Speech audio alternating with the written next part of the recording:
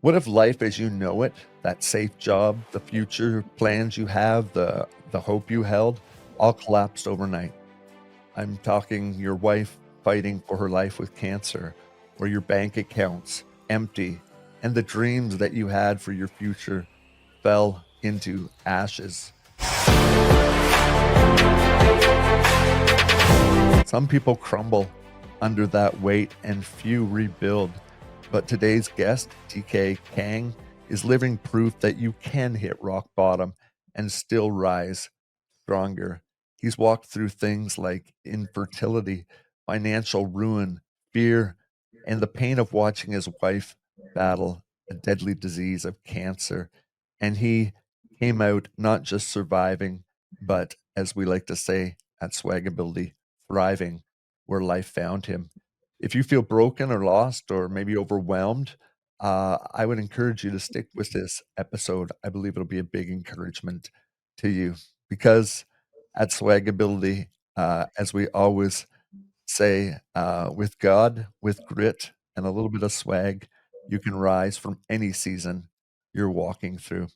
Um, DK, it's an absolute blessing to have you join us today. And you're an author, um, mixed martial arts, a public speaker, and a faith-fueled fighter who I admire, who has rebuilt his life and having gone through such hard seasons.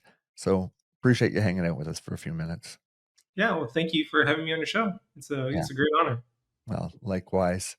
Um, you've lived through, like I said in the intro, seasons that probably would have crushed most people. Kind of reminded me of a modern day Job. Mhm. But in just a short time, we're not talking over a full length. It happened in like quick succession. Like so, it's just it's been interesting to study your life. And what about your wife's cancer diagnosis, the job loss, the financial things that collapse? What kept you from breaking when life seemed to keep breaking like all around you? What held you together? Or were there times where it's okay to not be okay? Yeah, I mean, I'm human. I mean, Sure. it's okay not to be okay. Absolutely. You know, like I said, I'm human. I'm very imperfect, but something that did kind of get me through it. I mean, we're still kind of going through some stuff right now, but Mm. just clinging on to faith. For me, a daily routine of mine is open my Bible up and read every morning. Amen. you know because for me, like when I rely on my own strength, that takes me down just different paths that I shouldn't be. I go down depression or anxiety. And the God's word says, cast all your anxieties onto him. And so that's something I had to do. And like for me, like Psalms is a big one. David is just pouring out his heart. And it says in Psalms 46, it says, God is our refuge and strength, an ever-present help in trouble. Mm. And you, I mean, in this life, we're going to face much trouble, whether we like it or not. Whether it be financial, whether it be health crises, loss of loved ones, whatever it is, we're going to be facing a lot of trouble. If we don't have like an outlet or something to give us hope, then what's the point of being here on earth? So for me, yeah, faith is a big part, and I have to rely on that all the time, no matter what. And if I were in church, I'd say, "Preach it, DK, preach it." Um, we're all human. Yeah. Uh, was there ever even a small one, doubt, of course, but that you realize, look, if I don't rebuild myself from the inside out, I'm not going to make it. Yeah, I mean, for me, so much starts with your inside, with your Yeah. mind. Mm. What you're thinking in your mind, it manifests physically outwardly. If you think, "Oh, I'm not good enough," or "Oh, I'll never get that job," or my wife's never going to get better from cancer, well, then that's going to be the outcome. Mhm. So for me, yeah, I always, the Bible talks about, transform your mind to renew it. Mm. And so for me, I'm human. I have to continue to renew my mind. Even though I've read scripture 50,000 times or whatever, it's going to mean something completely different from now than it was 10 years ago, or it's going to be something completely different from me 10 years from now. So, Mhm. I always have to transform my mind because there's so much negativity out in the world right now with news, with just so much stuff, and we're bombarded by it, even on social media, and then what we're feeding our minds, that's what we become. And so for me, like I have to protect that inside. I have to protect my mind. And the only way for me to do that is through God's word because there's so much hope, there's so much encouragement. And something you said about Job, like a modern day Job, like I don't think I'm nowhere near Job. No. Job went through some terrible things, Yeah. and I didn't even go through half of what he's went through. So, Mm. but for me, it's always a good reminder of, hey, there's always someone out there that has it worse than I do, Yeah. and they rose up from the ashes. They rose up from rock bottom. Why can't I? Mm. That's a theme quite often. Julie and I say it in a different way, but we often say, um, like, we don't wanna waste our scars.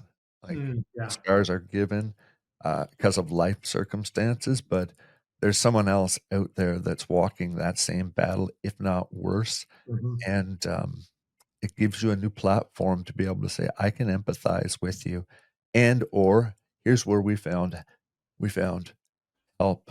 You talk about, a lot, about gratitude in the fire. Yeah. Not once the storms passed, not, when it's right beginning, but you talk about, um, gratitude in the fire in the middle of these life storms. What does that look like when you're exhausted or when someone's grieving Yeah. or when you're angry? What does that look like walked out for a person that's living, uh, going through that and is trying to figure you out, trying to figure me out, how we can make these statements. Yeah. Yeah. So for me, I think, having gratitude in the fire, whatever it may be, like, cancer, job loss of loved ones. I mean, whatever it is, Mm, for me, I always find that there's always something to be grateful for. mhm, It could be something so small, like I'm able to breathe today. mhm. Give you an example. My dad went through pancreatic cancer, and he was diagnosed in 2022 and passed in 2023. The most And painful of all cancers. yeah, it was. And but for me, I actually got to see my dad's last breath, and it just reminds me of like how essential breathing is to our lives. Mm, I talk about this in my mindset metamorphosis book about mindful breathing. Breathing is something that we absolutely have control of, and we absolutely have no control of. Like we don't have to think about when we breathe when we sleep, but we can also really bring down our stress hormones when we actually actively mindful breathe. And taking deep breaths into your nose, exhaling out your mouth. And for me, I just had to be grateful for like the breath in my lungs. Because when you hold your breath for like 30 seconds, you're like, oh, I need to breathe, and so breath is so it's essential. And mhm, even just finding gratitude in like simple things like gratitude for your meals. mm, Um, you know, for the hands that made it or how it got onto your plate. Things like that, like simple, small things to be grateful for. And something my wife and I we practice every night is just, hey, what are three things that you're grateful for today? And that really like transforms our mind to start thinking of like not all the negative, but hey, there's still positive in the world. mhm, There's something positive that happened in our daily life. We just have to look for it and spend that time to actually be grateful for it. I just lost, if not my best friend, one Mm, of them, one of my best friends, Trevor, and that man was riddled with cancer everywhere in his body. I'd find it hard to find an organ that didn't have a skin, just riddled. Yet he would get up every day, right up until about the final 2 days. He passed very quickly at the end, and he would get out, um, what he would call his blessings book, mm, and, his sons have it now, but, for the funeral, I was given his blessings book, yeah. and even in those final couple days, you can see his brain, started off on a theme, and then you get about a sentence and a half in, and then it started to trail off into unlegible or what have you, as the drugs, as the cancer, but right up to the end, that man, would write down something he was blessed for.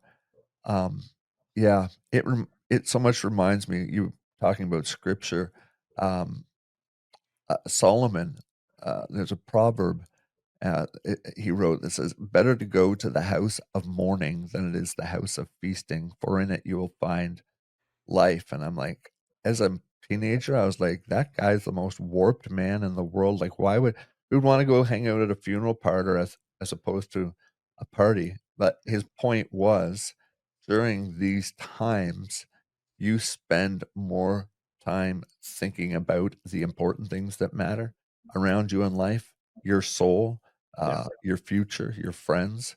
And so I digress, but those were great reminders, uh, that that you mentioned there. Um, let's talk a little bit about martial arts as a lifeline. Mhm. You've trained, if I'm not mistaken, in martial arts for 30 plus years, and most people picture that the physical side, the kicks, Mhm. the discipline, the intensity. But you talk about martial arts um, as emotional, spiritual, and mental formation. Talk a little bit about that subject. Yeah, yeah, for sure. Well, first of all, I mean, sorry to hear about your best friend. Yeah, It's hard going through loss, especially someone close. So I my heart, will see him again. yeah, my heart Yeah, goes out to you. thank you. Yeah, but martial arts, yeah, I've been doing martial arts since I was 5 years old. I got my black belt when I was about 7. Wow. But so I learned this on like a really young age. Mm. When I was about I don't know 7 8 years old or so, my instructor pulled me inside, and he's like, just because you're a black belt doesn't mean anything. And he's like, have the white belt mentality. And I'm like, what are you talking about? How old was this? When What was you're that?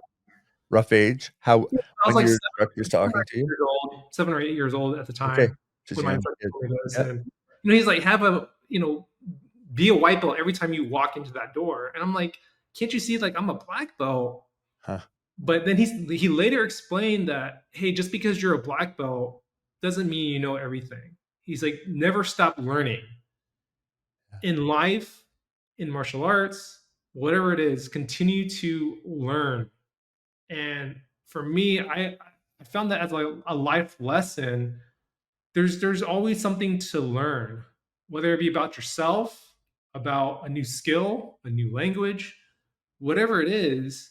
And so for me, I just kind of took that to heart of like, all right, that's like mentally, physically, spiritually, there's always room for growth. There's always room for learning. And so for me, yeah, I mean, I talk about that in my book about a growth mindset versus a fixed mindset. Fixed mindset is like, hey, like I'm stuck and there's nothing else I can do. I've been working at this job for 25 years. I know how to do this. I don't need extra help. I don't need to learn new software. I don't need to learn a new skill, whatever. But a growth mindset is like, hey, like what else can I learn? Yeah, I've been at this job for 25 years. I've been doing martial arts for 30 plus years, but there's always something to learn, whether it be from someone else, like a coworker or another martial art. And so yeah, for me, it was just always willing to learn and to be better in myself. And so yeah, I mean, martial arts is, yeah, you learn the discipline and things like that, but it's really a life skill that you do. I mean, when you're facing challenges, with martial arts, when you're fighting, sparring against like a stronger or faster opponent, what do you do? Do you just give up, or do you just quit? Mm. Or do you face that challenge head on and like, what can I learn? Well, okay, they have this weak spot.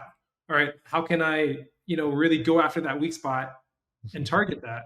It's the same thing with life. We're going to go through challenges, obstacles, whatever, Mhm. but how do we respond to that challenge is really the life lesson behind it. Do And you so yeah, Does the name Joe Marrero ring a bell to you? Joe Morero. No, it doesn't. Martial arts? Okay. I think that was his name. He fought the early days, the Gracies. He knew the Gracie family very well, Joe Marrero. Um, uh, only bring it up. I met him. Um, he stayed at a friend's house who owned a gym, and he would come up and do their belt testing in their black belt or whatever, and spend a weekend or whatever. Yeah. And even into he would be in his 60s, and he would still roll on the mat Yeah. with other guys because he said there will always be a different opponent no Mhm. matter what level they're at, Yep. that I can either learn something from, whether it be a weakness that and, he said till he's unable to do it, he will continue to do that because he said in the same way, it keeps the mind sharp. I talked to another podcast with Mr. Akosa. I'm trying to remember his first name now. And he said the exact same thing. Yeah. He was put on life support ECMO, the most severe life Mhm. support system, from some fatal infection that almost took him. And he came out and said the same thing. I asked him, "What are some principles you would teach anyone?" And he said, "I would teach them to get into some sort of," he called it a combat sport, but Yeah. something that challenges the body because, Mhm. number 1, it relies on discipline. Yep. Number 2, it is training which keeps your mind sharp. So I find it very interesting you guys talk the same wavelengths. Very Mhm. interesting. Yeah. Um, how and I know you mentioned a few there, but I'm thinking to the individual that's listening to this now that says, "I will never roll in a gym," or "I'm not gonna get, I'm contact sport."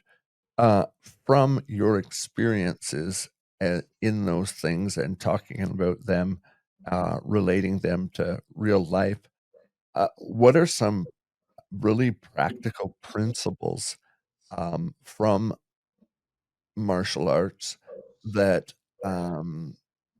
maybe 2 or 3 that they could practice in their daily life, to build resilience wherever they are? Yeah. I think, I mean, for one, I mean, martial arts is a lot on respect. Mhm, Just respect people. But, I think also just do something that's challenging, but not so much where it's like so challenging that you just want to quit. mm, Like do something challenging, like learn a new language. Think about like, hey, some of your friends like they speak Spanish or something, and learning Spanish like slowly, little increments. Don't try to learn the entire language in like one day. Like, the earth wasn't made in a day, Rome wasn't made in a day. Don't expect to learn anything really in like a day. Do something physically challenging as well. Because it's going to challenge your mental. Because there's going to be times where like, I just want to quit. This is like too hard. Give you an example. I do Spartan races, and I did the 50K ultra Spartan race, it was like 33 miles and 60 obstacles. wow, But so you do basically one lap, you do a 25K, and it's like 30 obstacles. Then you go back out, do the same loop a second time, 25K, 30 obstacles. But on that second loop, people were saying, like, as I'm passing people doing the same, races that I'm doing, people are saying out loud, "Oh, this is too hard. Like, oh, I'm never going to finish."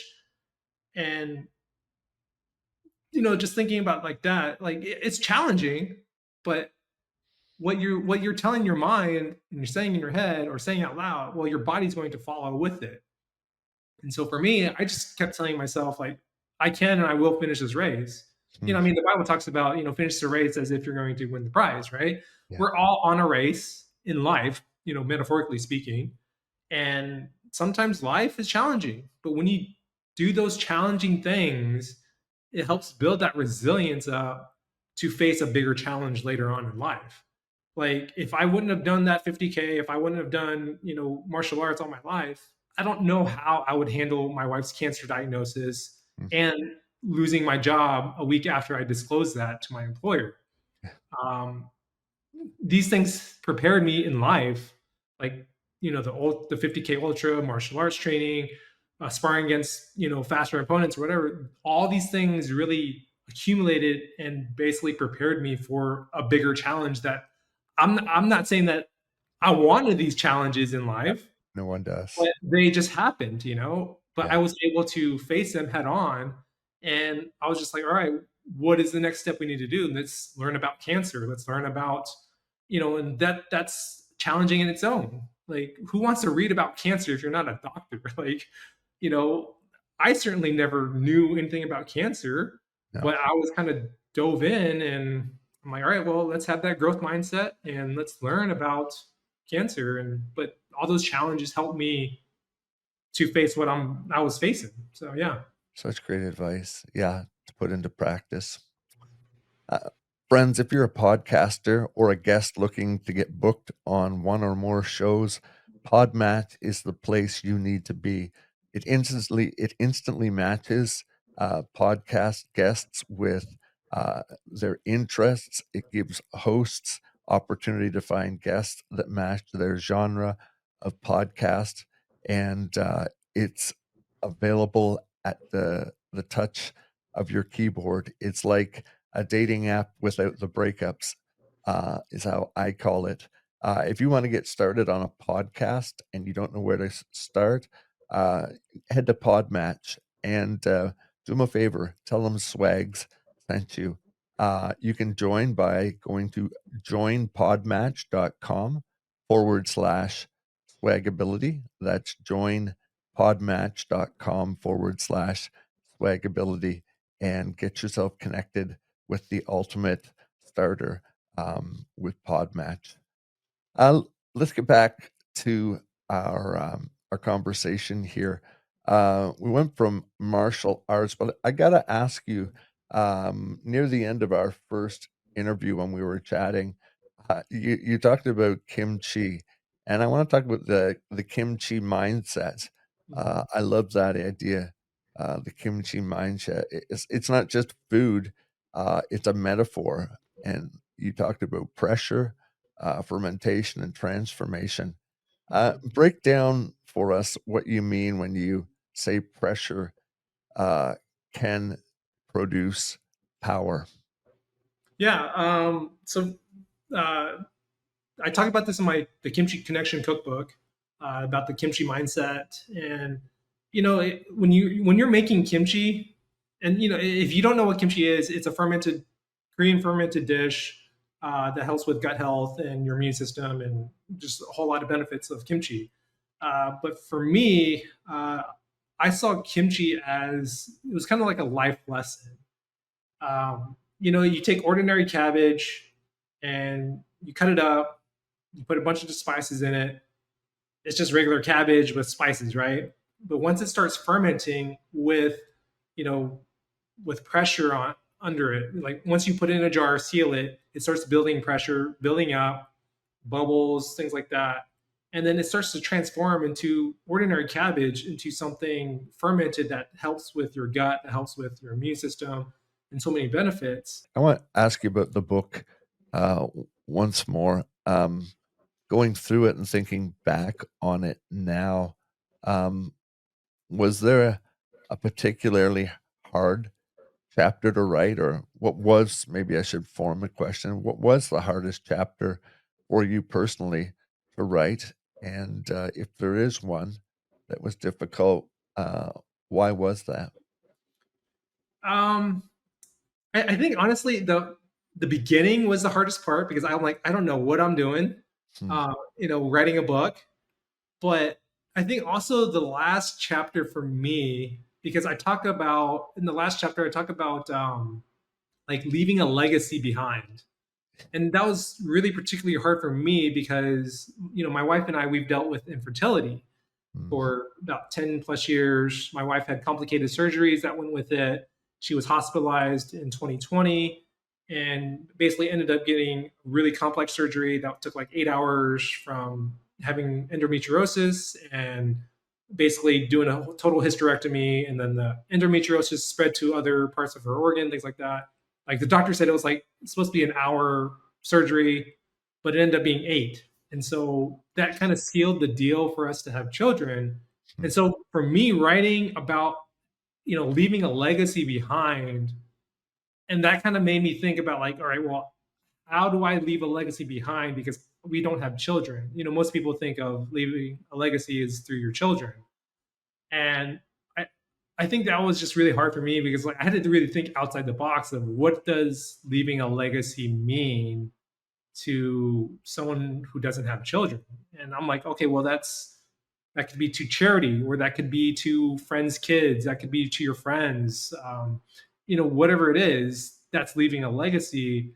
And so for me, I think, yeah, I think the beginning was just like the hardest part because I'm like, I don't know what I'm doing. But at the end, because I talk about leaving a legacy, Yeah. and just really had to think outside the box of what that really means because not everybody will have children, not everybody has children. And so I didn't want to make that as like the main priority of what a legacy is. Mhm. And so yeah, I think those two were kind of the particularly hard ones. I talk about resilience in my book as well, but I'm going through resilience right now. I'm going through hardship. And but it, I guess it wasn't that hard because it was like I'm basically in the fire right now as I'm writing this. So yeah, Mhm. We don't look anything the same, but we certainly share a lot in common. This coming week will be the anniversary of, not you celebrated or anything, but when we lost our child, mm, just coming up to Christmas. yeah, And it's hard. yeah, devastating. Yeah, But uh, the question, you reminded me of the question when I heard you say it, when we were saying, why us after spinal cord injury, after parents' cancer, sister cancer, and then a child, losing a child on top of that. But then it was like, but why not us? Right? Like, why someone else? Why would it be someone else and not us? So I yeah, I think the whole thing we talk, if and we walk away from anything or roll away from anything, it's this idea of transforming your mind, yeah, because it takes a mind shift. You don't just get over it, yeah, but it is a transforming of your mind to prove what is good and excellent and what will be in in when these lives end and for the next. So uh yeah, that's really deep. yeah, Let's talk about where we can get some of your work. You've written 2 books, if I'm not mistaken? yeah, Or 1, 2? yeah. Uh, Tell me about the other one, and where we've talked about the reset. Um, just tell people where they can get them, and why they should get a copy of them. I haven't had a chance to get through them Okay. yet. Tell my audience what each one is for, and why they should pick your book up. Yeah. So the first one is the Kimchi Connection Cookbook. That's my kimchi book. You can find it on Amazon.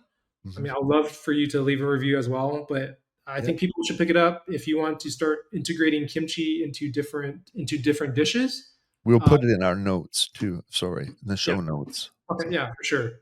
Yeah, and basically kimchi is there to help with gut health. It's a fermented food. It's basically like a superfood. And yeah, it's a book to how to make kimchi and how to integrate it into your own dishes or just some other dishes. And I mean, kimchi is a passion of mine. I mean, I absolutely love kimchi. So I grew up with it, eating it breakfast, lunch, and dinner. Yeah. Uh, and I was actually on another podcast called like the Autoimmune Reboot or something. Yes. And basically, the host was talking about she has this friend that basically eats fermented foods with every single meal, and she didn't reverse all her autoimmune disease, but she made it so minimal that it doesn't bother her no more because you're getting so much vitamins and minerals through kimchi and with cabbage and with other vegetables and with the I had fermented I foods. had I had no idea how much gut health, um, is responsible for the well-being of the mind and everything. No wonder the Bible always talks about, you always hear in the Old Testament, especially bowels or whatever, like the seat of emotion or whatever. I had no idea how much Yeah, your gut has to do with healthy, not just living for your organs, feeling, but yeah, for your headspace as well. yeah, That's yeah. a surprise to me. Yeah, I mean, even if you look at Daniel, they ate. Yeah. They did a comparison of like the Yeah. Bible about Daniel ate basically fresh fruits and vegetables, and he looked like Yeah. really, really healthy and strong, while the kings and all the high people were eating like fattening foods and things like that, and Yeah. how they felt sluggish and weak and things like that. I mean, it's very true. And so, yeah, I mean, there's a big connection between your brain and gut. Like your gut is like your second brain, and Yeah. about 70% of your immune system sits in your gut. Mhm. And if you're feeding it terrible things, basically like the standard American diet, which Correct. spells sad, Yeah. the fast food, the sugary drinks, things like that, well, Yeah. you're putting junk in and your body doesn't know how to process it. And so for me, the book came about to start introduce people to Korean culture, but to introduce people to kimchi and start incorporating it into their diet on a regular basis Mhm. to get those healthy benefits. Because I mean, I didn't know. I grew up with it, since I was 2 years old. And, for me, I just wanted to help people and tell people about kimchi and start, hey, like this is so good for you Yeah. and give it a try. So that's, the book. It's on Amazon. My other book, Mindset Metamorphosis, is on Amazon as well. It's Mhm. on Audible, Kindle, and paperback. And basically it's a book about when you're facing challenges or when you're feeling stuck or feeling overwhelmed or overstressed with life circumstances. It's basically an action book on how to like get unstuck and how to take action for your life and take responsibility for your life. Yeah. Because that's something that we had to do as we were. I wrote it during my wife's cancer journey, and when I had job loss, because it was a book to help me get through what I was going through. And I Mm. was feeling that. I was feeling stuck. Like I didn't Written know. in real time, Yeah. right? And I was feeling overwhelmed and I was feeling overly stressed. So, and it's just practicals that really helped me get through it. And it's practicals to help someone else get through it. And I love, for anyone picks it up, leave a review on it. And, if you want to get a hold of me, go to my website, I was just gonna DK, ask about that. What's yeah, your website? yeah. My website's dkkang.com. Spell it? DKKANG Okay. dot com. And then if you want to get the first chapter of my book for free as a free download, just sign up for my newsletter. Just click the newsletter tab and then just put your name and email address or whatever. I'll send you a free copy of the first chapter of my book. And, my newsletter is about people just going through basically just my story about what I went through and the lessons that I've learned. And I'm just wanting to tell people about like, hey, like life isn't over just because you're going through, Yeah. something or because life has knocked you down. Well, for me, one of my favorite people in the world is Jackie Chan. And there's a quote that he says, life will knock us down, but we can choose to stand back up or not. Mhm. And it's life is a choice. So we need to stand back up no matter what. When life knocks us down, like, hey, let's stand back up, get back up, let's learn from the mistake, and let's keep moving forward. And yeah, so that's what my newsletter is about. It's just like, hey, like I understand what it's like to be knocked down, but don't lose hope and keep getting back up and keep moving forward, keep learning and adapt. And yeah, and so that's basically what my book is about too. I mean, it's just a whole bunch of practicals in there to help you start taking action for your life. I'm smiling because there couldn't be a better segue into uh, where I'm heading next. Swagability is all about thriving where life finds you. Mhm. Whether you've gone through a trauma, an illness, or you're facing disability, or maybe you're a caregiver or veteran that's just coming back from service and you're burnt out, we want to offer free counseling. I'm a licensed pastor. We want to offer life coaching to you and whatever adaptive mobility aid or equipment we can get you. And most of all, we want to introduce you to what was the most important thing you could ever hear. And that's about your relationship with Christ. Um, if this conversation has blessed you at all or has encouraged you or challenged you, would you do us a huge favor? Would you subscribe to the Swagability Show and follow us? Give us a like and certainly drop a comment. Every little bit helps the algorithm send more of individuals to our way.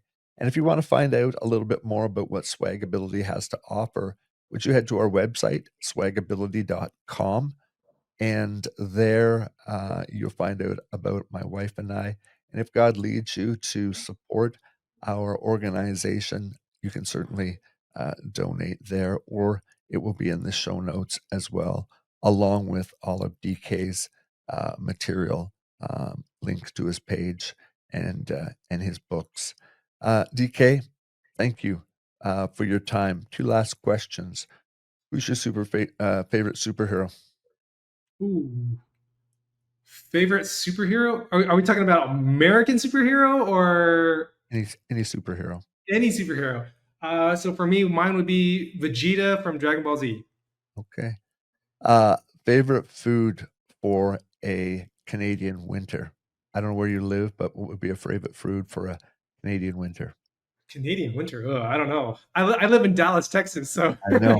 That's why I it caught you off guard. I um, just wondered what people's mindsets are about Canadians and how cold it gets, what we eat. okay. Just Well, I guess um, curiosity. because Korea does get cold. For me, it would be kimchi stew, basically kimchi Oh, jjigae.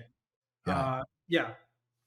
Thank you for just enlightening us on number one, um, what you don't know about Canadian winters, and two, what you do know about your superpowers of getting back up off the mat when life knocks you down. Um, until next time, friends, uh, make sure that you check out everything we have to offer, but stay encouraged. Reach out to someone. Stay faithful. If you don't know what that means, contact us and continue to thrive wherever life finds you. There's a world that needs you, and your story matters. Swags out.